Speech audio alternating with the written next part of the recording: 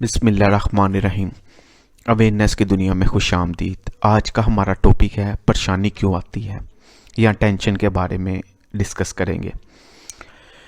پوری دنیا میں جب سے انسان کی تخلیق ہوئی ہے تو ہر دور میں ہر انسان کو کوئی نہ کوئی پریشانی کا سامنا کرنا پڑتا ہے، جو کہ مختلف ایج میں مختلف طرح کی ہوتی ہیں۔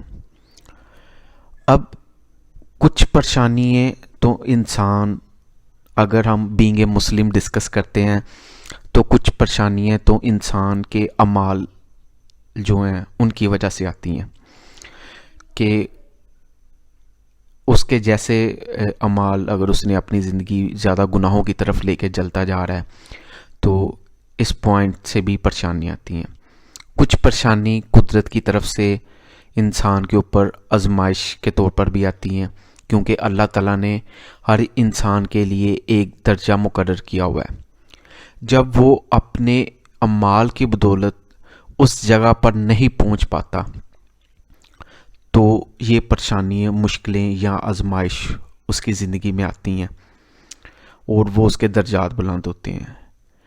ایک پریشانی کی وجوہات یہ بھی ہوتی ہے کہ ایک بندہ محنت بھی کر رہا ہے اور پراپر گناہوں سے بچنے کی بھی کوشش کرتا ہے، اور اس کے باوجود بھی اس کے اوپر پریشانی آتی ہیں۔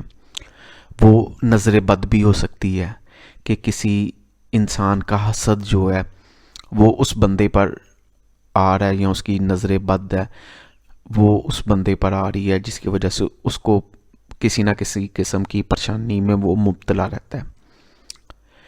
ایک پریشانی کی ڈیفینیشن ہم اس طرح بھی کر سکتے ہیں کہ ایک بندہ جو کام چور ہے، کام کو پراپر طریقہ کار سے نہیں کرتا اور اس کی وجہ سے اسے کسی نہ کسی پرابلم کو فیس کرنا پڑتا ہے۔ ایک پریشانی کی یہ بھی وجہ ہو سکتی ہے کہ فرض کریں ایک بندہ ہے، اس نے کسی کو پیسے ادھار دیے ہیں، فرض کریں۔ اب اللہ تعالیٰ نے ہمیں قرآن پاک میں حکم دیا ہوا ہے جس کا مفہوم یہ ہے کہ جب تم آپس میں پیسوں کا لین دین کرو تو لکھ لو، یا بطور گواہ کوئی بندہ پاس ہونا چاہیے۔ اب ہوتا یہ ہے کہ ہم لوگ شرم محسوس کرتے ہیں کہ یار میں لکھوں گا وہ بندہ کیا سوچے گا، یا وہ کوئی گواہ بٹھاؤں گا تو وہ کیا سوچے گا، تو اس پوائنٹ سے ہم وہ پیسے کا لین دین کر لیتے ہیں۔ بعد میں جب وہ ٹائم پیریڈ پورا ہو جاتا ہے تو کوئی نہ کوئی وہ دے نہیں پاتا، تو کوئی نہ کوئی ایشو اٹھ جاتا ہے۔ ایک پریشانی اس وجہ سے ہوتی ہے۔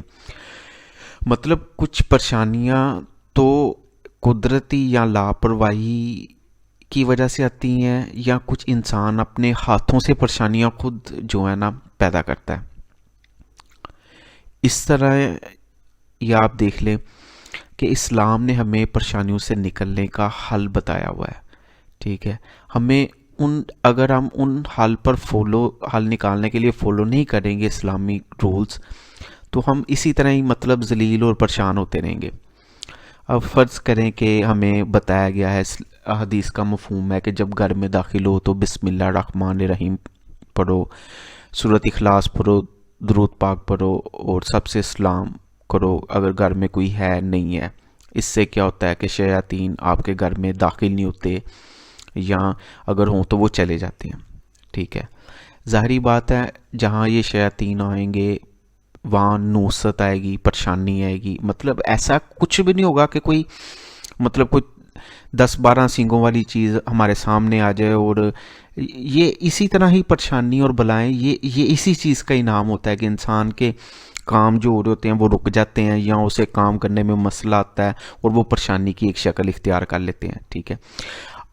اب جیسا ہمیں بتایا گیا کہ گھر میں داخل ہونے کے طریقہ کار بتایا گیا، اگر ہم اس طرح اپنے گھروں میں داخل ہوں تو جب وہاں اس طرح شیاطین ہی نہیں ہوں گے تو ہماری مشکلیں کم ہی ہوں گی نا۔ مطلب دوسرا ہمیں بتایا گیا کہ جب باتھ روم میں داخل ہو تو باتھ روم میں داخل ہونے کی دعا پڑھو، کیونکہ ہم سب کو پتہ ہے کہ حدیث کا مفہوم ہے کہ باتھ روم میں اس طرح شیاطین ہوتے ہیں، ٹھیک ہے، یہ چیزیں انسان کے دل اور دماغ کے اوپر قبضہ کر کے ڈپریشن کریٹ کرتے ہیں، جس کی وجہ سے انسان پریشان ہوتا ہے اور اسے لگتا ہے جیسے میرا کوئی کام ہو ہی نہیں رہا یا میرا کام ہونا ہی نہیں. اس طرح اس کے مائنڈ میں طرح طرح کے خیال آتے ہیں.